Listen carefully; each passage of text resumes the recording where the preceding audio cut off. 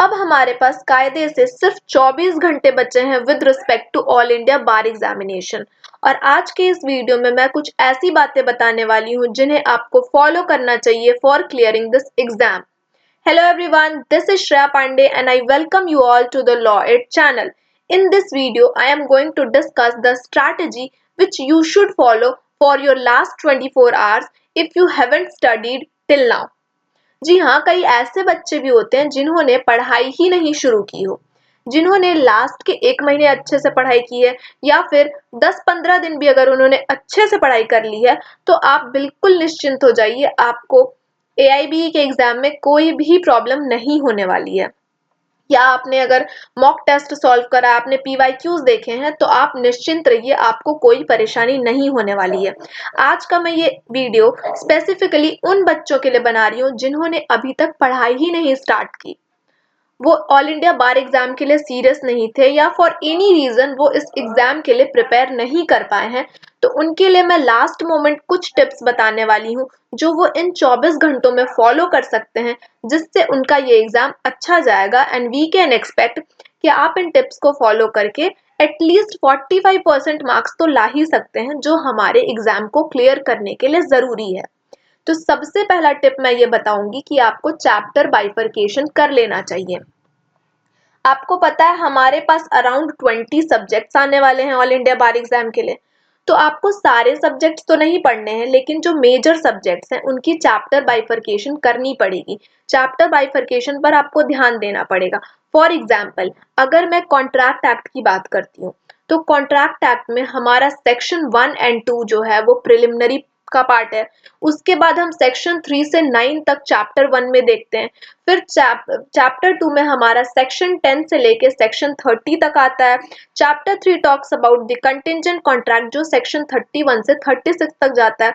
तो आप समझ पा रहे हैं कि चैप्टर बाइफरकेशन क्या होता है, कि किस चैप्टर में कौन से सेक्शन से कौन से सेक्शन तक की एक्सटेंट दी हुई है। ओके, अगर हमसे इन्वेस्टिगेशन का चैप्टर पूछ लिया गया CRPC में या BNSS में, तो एटलीस्ट हमें चैप्टर्स पता होने चाहिए। अगर हमें इन्वेस्टिगेशन से रिलेटेड कोई भी क्वेश्चन पूछा जाएगा, अगर हमें चैप्टर नंबर पता है, तो हम वहां जाकर इजीली इन्वेस्टिगेशन से रिलेटेड हम आंसर खोज पाएंगे। ठीक है, इसीलिए आप एक काम करिए, जो मेजर सब्जेक्ट्स हैं उनकी चैप्टर बाइफरकेशन को ध्यान दीजिए। ठीक है, अगर हम कॉन्स्टिट्यूशन की बात करें, कॉन्स्टिट्यूशन हमारा 10 नंबर का आने वाला है। ठीक है, तो फंडामेंटल राइट्स की एक्सटेंशन कौन से आर्टिकल से लेकर कौन से आर्टिकल तक है आपको पता होनी चाहिए। फंडामेंटल ड्यूटीज कौन से चैप्टर में है पता होनी चाहिए। Directive principles of state policy कौन से चैप्टर में है। सिटीजनशिप कौन से चैप्टर में है। ये सारी बातें आपको चैप्टर बाइफरकेशन पता होना चाहिए किसी भी मेजर सब्जेक्ट का। ठीक है, क्योंकि आपके पास सिर्फ 24 घंटे बचे हैं, तो आपको सिर्फ चैप्टर्स ही तो देखने हैं। वो भी मैं कह रही हूँ जो मेजर सब्जेक्ट्स है उनके चैप्टर्स देख लीजिए। ठीक है, मैं कोई भी ऐसा एकदम इम्पॉसिबल टाइप टारगेट्स आपको नहीं देने वाली हूँ कि आपको 15-16 घंटे पढ़ने पड़ेंगे। 24 घंटे ही तो हैं आपके हाथ में, तो 24 घंटे में कुछ घंटे अगर आप अपनी बैरेक्स पर दे देते हैं, तो आई कैन अश्योर कि आप अभी भी अपने एग्जाम को क्लियर कर सकते हैं, क्योंकि एट द एंड हमें बैरेक्ट से ही आंसर खोज कर लिखना है। ठीक है, हमें कोई ऐसे आंसर्स नहीं देने हैं कि हमें थ्योरी पता होनी चाहिए, हमें सेक्शंस याद करके लिखने पड़ेंगे, केस लॉज हमें याद करके लिखने हैं। ये सब चीजें तो हमें नहीं करनी है, हमें सिर्फ बैरेक्ट से आंसर खोज कर लिखना है। तो उसके लिए एटलीस्ट आप बैरेक्ट से थोड़े फेमिलियर हो जाइए।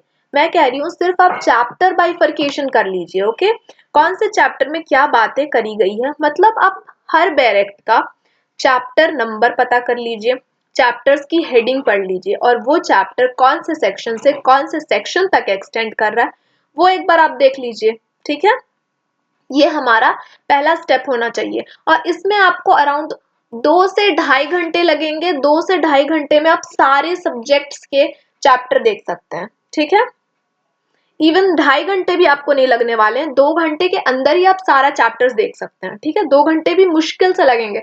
अगर आप सारे सब्जेक्ट्स लेकर बैठते हैं तब आपको 2 घंटे लगने वाले हैं, अदरवाइज अगर आप मेजर सब्जेक्ट्स के सिर्फ करने वाले हैं तो आपको 2 घंटे भी नहीं लगेंगे इस काम में। ओके, और आपको आखिर सिर्फ एक दिन, सिर्फ आज के दिन सिर्फ मेहनत करनी है। कल तो आपका एग्जाम हो जाएगा, फिर आप एग्जाम क्लियर कर लीजिए, फिर हमेशा के लिए आप फ्री हो जाएंगे कि आपको ऑल इंडिया बार एग्जाम आपको दोबारा नहीं देना पड़ेगा। ओके, इसके बाद नेक्स्ट काम आप कर लीजिए इंडेक्स रिवीजन। सी, इंडेक्स रिवीजन मैं इसलिए कह रही हूँ क्योंकि हो सकता है आपने अपने लॉ स्कूल में थोड़ा बहुत तो पढ़ा होगा, थोड़ी बहुत भी अगर आपने ठीक ठाक पढ़ाई की है तो आपको इंडेक्स का आइडिया होगा। अगर मैं आपसे कहूँ कि हमारा right to life and personal liberty कौन से आर्टिकल में है, तो अगर आपको ये पता है कि हाँ somewhere it is the part of the fundamental rights, अगर आपको ये बात पता है और आपको पता है फंडामेंटल राइट्स तो हमारे पार्ट 3 में दिया हुआ है, क्योंकि अभी हमने चैप्टर बाइफरकेशन किया तो हमें पता रहने वाली है कि कौन से चैप्टर कहाँ है या कौन से चैप्टर का एक्सटेंशन कौन से सेक्शन से लेके कौन से सेक्शन तक है। ठीक है, उसके बाद हमें पता चला कि हमें right to life and personal liberty के बारे में जानना है कि ये कौन से आर्टिकल में दिया हुआ है। For that we got to know कि हाँ ये फंडामेंटल राइट का पार्ट हमें लग रहा है, और फंडामेंटल राइट की एक्सटेंशन तो आर्टिकल 12 से शुरू है, तो हम आर्टिकल 12 से लेके 35 तक देखना स्टार्ट करेंगे कि इनमें से कौन से आर्टिकल में right to life and personal liberty दी हुई है। ठीक है, तो ये होता है हमारा इंडेक्स रिवीजन। और इंडेक्स रिवीजन के लिए अगर हम एक बार चैप्टर बाइफरकेशन कर ले रहे हैं तो हमें इंडेक्स रिवीजन में कोई प्रॉब्लम नहीं होने वाली है। ओके, इंडेक्स रिवीजन आप सिर्फ मेजर सब्जेक्ट्स का करिए। ठीक है, आपके पास ज्यादा समय नहीं है, सिर्फ 24 घंटे बचे हैं और आपको 24 घंटे में 10 घंटे 15 घंटे नहीं पढ़ने का मन है, तो आप सिर्फ इंडेक्स रिवीजन करिए मेजर सब्जेक्ट्स के। ओके, और इंडेक्स रिवीजन में शामिल होना चाहिए कि चैप्टर बाइफरकेशन से आप स्टार्ट करिए, उसके बाद जो मेजर सेक्शंस होते हैं, इंपॉर्टेंट सेक्शंस जो होते हैं, जो रेगुलरली आते हैं किसी भी एग्जाम में, उन सेक्शंस पर आप पहले ध्यान दीजिए। ठीक है, ये हो गया इंडेक्स रिवीजन। हमारे जो छोटे छोटे सब्जेक्ट्स होते हैं जैसे लिमिटेशन लॉ हो गया, स्पेसिफिक रिलीफ हो गया, even contract act is also not that big subject, because contract act में मैं बता दूं कि ज्यादातर सेक्शन 36 तक आपके लिए इंपॉर्टेंट होता है। Okay, around 80 to 90%, sorry 60 to 70% आपका सेक्शन 36 तक आता है। उसके बाद हम जाते हैं indemnity, bailment, plays in topics पर। ठीक है, तो इंडेमनिटी, बेलमेंट, प्लेज वाले टॉपिक्स पर मोस्टली जो चैप्टर के स्टार्टिंग के जो 2-3 सेक्शन होते हैं, जैसे बेलमेंट की अगर हम बात करें तो बेलमेंट का जो कौन सा बेलमेंट की डेफिनेशन किस सेक्शन में है, rights of a bailor, rights of a bailee, ये कुछ इंपॉर्टेंट टॉपिक्स होते हैं। इसी तरह इंडेमनिटी की अगर हम बात करें तो इंडेमनिटी जो इंडेमनीफायर होता है या राइट्स ऑफ इंडेमनिटी होल्डर, ये सब कौन से सेक्शन में दिए हुए हैं, ये सारे सेक्शन का आप रिविजन कर लीजिए। और ये सारे सेक्शन चैप्टर के एकदम स्टार्टिंग में दिए रहते हैं। ठीक है, तो इसके रिवीजन के लिए आपको बहुत मेहनत नहीं लगने वाली है। आप थोड़ा बहुत भी एक ग्लांस ले लेंगे ना, अगर अपनी बैरेट के इंडेक्स का थोड़ा भी अगर ग्लांस ले ले रहे हैं, एक नजर अगर आप फेर ले रहे हैं, तो आपके दिमाग में ये चीज आ जाने वाली है कि हाँ हमने देखा था इंडेमनिटी का टॉपिक। तो कल को अगर आपको एग्जाम में पूछा जा रहा है कि राइट्स ऑफ इंडेमनिटी होल्डर कौन से सेक्शन में है, तो आप इजीली इंडेमनिटी वाले चैप्टर को खोलकर, एक ग्लांस तो आपने दिया ही था, इंडेमनिटी वाले चैप्टर को खोलकर आपको सामने ही वो आर्टिकल, सॉरी वो सेक्शन नजर आ जाने वाला है और आप टिक करके आ जाएंगे। ठीक है, तो this is the benefit of index revision which you have to do. आपके पास सिर्फ 24 घंटे बचे हैं। मैं फिर कहूंगी 24 घंटे में भी आपको सिर्फ कुछ ही घंटे इन्वेस्ट करने हैं अपने बैरेक्ट्स पर। ठीक है, इसके बाद आपको क्या करना है, मेजर सब्जेक्ट्स को पकड़ना है। अब मेजर सब्जेक्ट्स में आप क्या क्या सब्जेक्ट्स ले लेते हैं, ले सकते हैं। सबसे पहला सब्जेक्ट आप कॉन्स्टिट्यूशनल लॉ ले लीजिए, क्योंकि यहाँ से 10 नंबर के क्वेश्चन आने वाले हैं। तो कॉन्स्टिट्यूशनल लॉ के आप चैप्टर बाइफर्केशन करिए, उसके बाद इंडेक्स पर ग्लांस दीजिए। सी, कॉन्स्टिट्यूशन की अगर मैं बात करूँ तो 51A, article 51A that means जो फंडामेंटल ड्यूटीज का पार्ट है, वहां तक के आर्टिकल्स बहुत इंपॉर्टेंट है हमारे लिए। तो कोशिश करिएगा कि वहां तक के आर्टिकल्स को आप इंडेक्स अच्छे से पढ़िए। ओके, इंडेक्स पर थोड़ा ध्यान दीजिएगा। और उसके बाद के जो सेक्शंस होते हैं वो बहुत ज्यादा इंपॉर्टेंट हमारे लिए नहीं रहते हैं। ठीक है, क्योंकि हमारे पास टाइम भी कम है, तो हम अनइम्पॉर्टेंट चीजों पर अगर ज्यादा समय देते हैं तो ये हमारा ही लॉस होने वाला है। ठीक है, तो आर्टिकल 51A के बाद आप क्या करिएगा, जो कुछ इंपॉर्टेंट सेक्शंस होते हैं, फॉर एग्जाम्पल अगर हमें अटॉर्नी जनरल के बारे में कहाँ पर बात की गई है, इलेक्शन कमीशन के बारे में कहाँ पर बात करी गई है, प्रेसिडेंट, प्राइम मिनिस्टर, इन सब चीजों की हेडिंग वाले सेक्शंस पर सिर्फ थोड़ा ध्यान दे दीजिएगा। ओके, इन सबों के हेडिंग वाले आर्टिकल्स पर। ओके, कॉन्स्टिट्यूशन में तो हम आर्टिकल बोलते हैं, ठीक है। तो एक मेजर सब्जेक्ट हमारा कॉन्स्टिट्यूशनल लॉ 10 नंबर का है, ठीक है। इसके बाद हमें आईपीसी और भारतीय न्याय संहिता पर ध्यान देना है, ये 8 नंबर के आते हैं, ठीक है। अगर आपने आईपीसी पहले से पढ़ा है तो वेल एंड गुड, आपको बीएनएस में भी कोई प्रॉब्लम नहीं होने वाली है, ठीक है, क्योंकि मोर और लेस उनके टॉपिक्स जो है वो सिमिलर है। हाँ, आईपीसी में ऐसा किया गया है, जो भारतीय न्याय संहिता है हमारा, उसके सेक्शंस में थोड़े से हेरफेर किए गए हैं और आपको खोजने में थोड़ी परेशानी हो सकती है। लेकिन अगर आप चैप्टर बाइफरकेशन पढ़कर जा रहे हैं, आपको पता है वुमेन रिलेटेड ऑफेंसेस एक जगह दिए हुए हैं, जनरल एक्सेप्शंस एक जगह दिए हुए हैं, तो अगर आपको ये चीजें पता है पहले से, तो आपको वहां जाकर सेक्शन खोजने में प्रॉब्लम नहीं होने वाली है। अगर आपसे पूछा जाए रेप की डेफिनेशन कहाँ है, और आपको पता है कि हाँ this is a women related offence, तो आप वुमेन रिलेटेड ऑफेंस के जो चैप्टर है उस चैप्टर में जाके सर्च करिएगा, तो हमारा सबसे पहला सेक्शन ही रेप की डेफिनेशन देता है, ठीक है। तो आप इंडेक्स रिवीजन पे थोड़ा मेहनत करिए। ओके, इसके बाद हम सीआरपीसी की बात करते हैं। सीआरपीसी और भारतीय नागरिक सुरक्षा संहिता, ये भी हमारा 10 नंबर का आने वाला है, ठीक है। और सीआरपीसी में ऑलमोस्ट सारे चैप्टर थोड़े इंपॉर्टेंट हो जाते हैं, बारिंग फ्यू ऑफ द चैप्टर्स, जैसे अनसाउंड माइंड का एक चैप्टर है, एडमिनिस्ट्रेशन का एक चैप्टर है, ये सारे चैप्टर्स थोड़े से कम इंपॉर्टेंट होते हैं, ठीक है। तो इनका चैप्टर बाइफरकेशन तो आपको देखना है सारे चैप्टर्स का, लेकिन सेक्शंस की अगर मैं बात करूं, तो जो इन्वेस्टिगेशन का चैप्टर है, अरेस्ट का चैप्टर है, या क्लासेस ऑफ क्रिमिनल कोड्स का चैप्टर है, ट्रायल्स के सेक्शंस थोड़े इंपॉर्टेंट होते हैं। मतलब ट्रायल्स का आप सिर्फ सेक्शन बाइफरकेशन देख लीजिएगा, सॉरी चैप्टर बाइफरकेशन देख लीजिएगा, प्ली बार्गेनिंग आप देख लीजिएगा, and inquiry as to trial inquiries का एक चैप्टर है, ठीक है। तो ये सारे चैप्टर्स थोड़े इंपॉर्टेंट हो जाते हैं। कॉग्निजेंस का चैप्टर हमारे लिए इंपॉर्टेंट है, कंप्लेंट का इंपॉर्टेंट है, तो ये सब के चैप्टर्स आप देख लीजिएगा। साथ ही साथ कोशिश करिएगा कि इन सब के इंडेक्स रिविजन भी आप कर पाए, ठीक है। सीपीसी की इसके बाद मैं बात करूं, सीपीसी भी हमारा 10 नंबर का आ रहा है, इसलिए इसे भी मैं मेजर में मानूंगी, ठीक है। तो सीपीसी में आप ऑर्डर नंबर तो सारे पढ़ लीजिएगा एक बार, ठीक है। ऑर्डर 1 में क्या है, ऑर्डर 2 में क्या है, ऑर्डर 3 में क्या है, ये सारी चीजों का एक बार लिस्ट बना लीजिएगा। या तो आप डायरेक्ट से ही पढ़ लीजिए, या किसी रफ पेपर में आप लिख के प्रैक्टिस कर लीजिए, ठीक है। तो आपका ऑर्डर्स क्लियर हो जाने वाला है, ठीक है। तो अगर आपके पास प्लेंट से रिलेटेड कोई क्वेश्चन आएगा, तो आपको पता रहेगा हाँ this has been given under order 7, तो आप ऑर्डर 7 में जाकर इजीली सर्च कर सकते हैं, ठीक है। इसका चैप्टर्स भी बहुत इंपॉर्टेंट होता है, जो पार्ट्स होते हैं। ओके, एक तो ऑर्डर्स हो गए, एक पार्ट्स हो गए, तो पार्ट्स भी इसके इंपॉर्टेंट होते हैं, तो आप पार्ट्स का बाइफरकेशन देख लीजिएगा, उनके सेक्शंस देख लीजिएगा, ठीक है। मतलब सिर्फ इंडेक्स पार्ट देख लीजिएगा एटलीस्ट, कि you should be familiar with the subject, ठीक है, जिससे आपको एग्जाम में खोजने में ज्यादा परेशानी ना हो।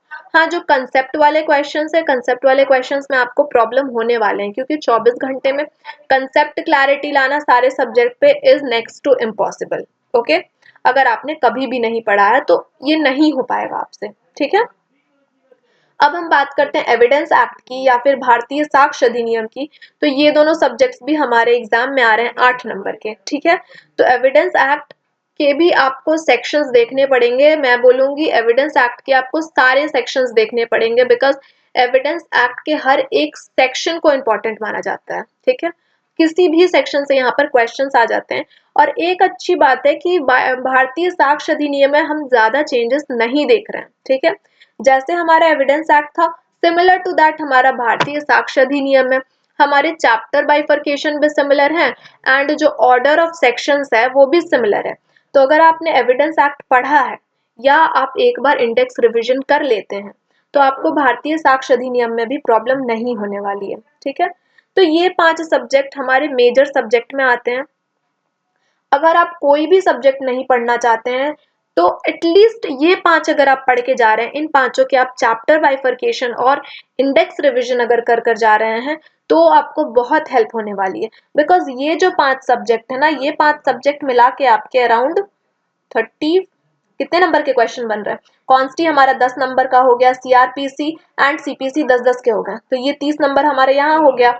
इसके बाद आईपीसी और एविडेंस हमारा हो गया 8-8 नंबर का, मतलब 16 नंबर ये हो गए। ठीक है, तो हमारा 46 नंबर का क्वेश्चन हम करके जा रहे हैं। ठीक है, हाँ जरूरी नहीं है कि पूरे 46 क्वेश्चंस हमसे बन ही जाएं, लेकिन अगर हम ये करके जाते हैं साथ ही साथ अगर हम तुक्के लगाएंगे दूसरे सब्जेक्ट्स में तो हमारा प्लस पॉइंट है ये। ठीक है, तो ये हो गया हमारा मेजर सब्जेक्ट्स। इसके बाद नेक्स्ट पॉइंट में बताऊं कि प्रैक्टिस एटलीस्ट 1 मॉक। कम से कम एक मॉक तो आप करके ही जाइए। सी, मॉक करने में आपको ज्यादा टाइम नहीं लगने वाले हैं।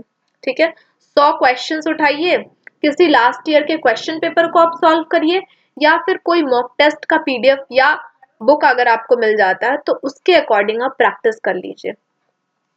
ये प्रैक्टिस सिर्फ इसलिए मैं कह रही हूँ ताकि आप फैमिलियर हो जाएं उस एग्जाम वाले एनवायरनमेंट में, आप 3 घंटे लगातार एग्जाम देने की कैपेसिटी में बैठ पाए। सिर्फ इसलिए मैं कह रही हूँ कि आप एक मॉक दे दीजिए ताकि आपको ऐसा बहुत अनएक्सपेक्टेड सरप्राइजिंग ना लगे अपने एग्जाम वाले दिन। ठीक है, आप 3 घंटे लगातार बैठ पाएंगे, आप क्वेश्चन सॉल्व करने पर पैनिक नहीं होंगे, इसीलिए एटलीस्ट ट्राई 1 मॉक।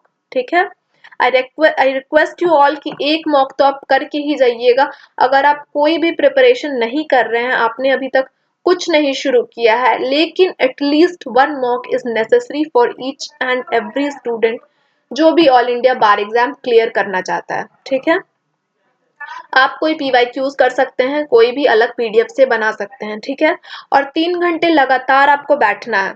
ठीक है, आप सारी बैरेक्ट्स ले लीजिए जो आप एग्जाम में ले जाने वाले हैं, उसमें से खोज खोज कर आंसर बनाइए। ठीक है, ऐसा नहीं है कि आपको खुद से सारे क्वेश्चन सॉल्व करने हैं। ठीक है, आप डायरेक्ट में देखकर आप क्वेश्चंस खोजने की, आंसर्स खोजने की कोशिश करिए, ये सारे क्वेश्चंस सॉल्व करिए कि आप 3 घंटे में 100 क्वेश्चंस बना भी पा रहे हैं या नहीं। ठीक है, तो ये आपकी थोड़ी सी प्रैक्टिस हो जाएगी, आपका एक एग्जाम वाला इन्वायरमेंट हो जाएगा, and this will really be beneficial for your exam.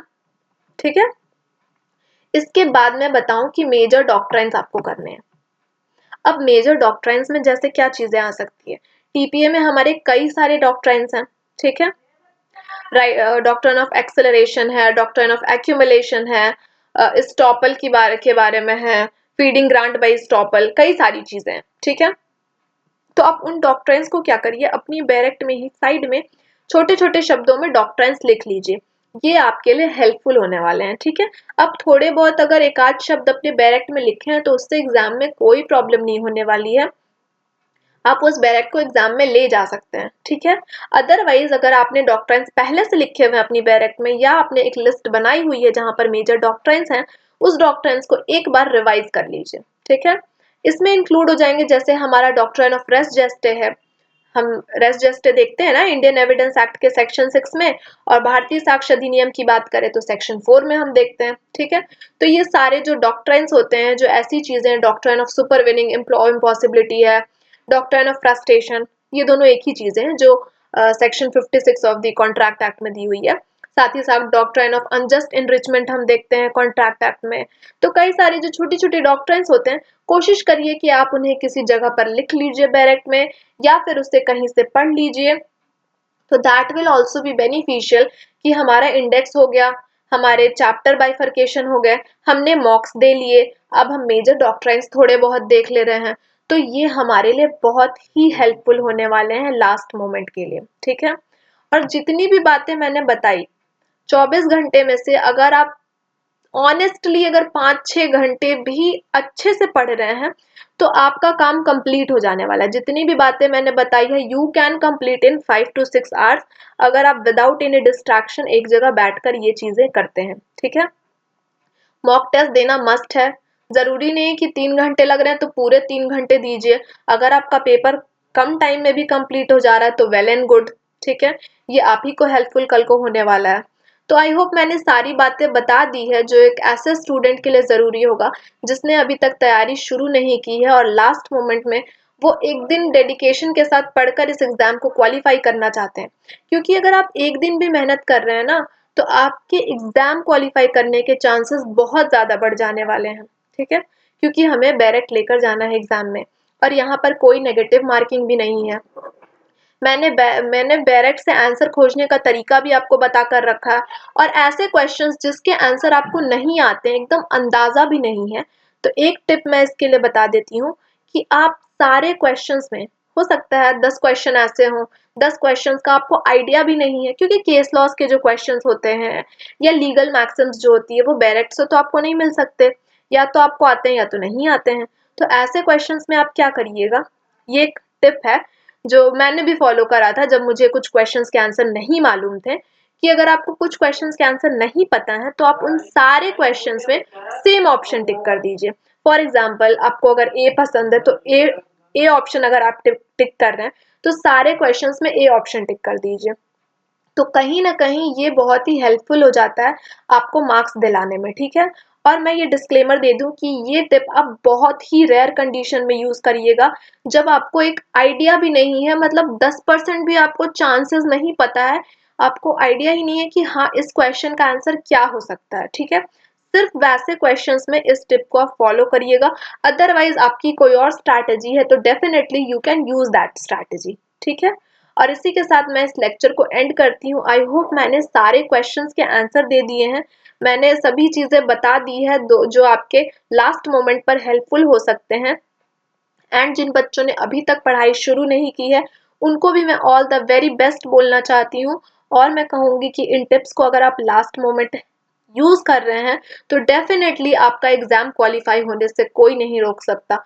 मिलते हैं हमारे नेक्स्ट वीडियो में। तब तक के लिए इन टिप्स को फॉलो करते रहिए एंड ऑल द बेस्ट। अपनी पढ़ाई जारी जारी रखिए।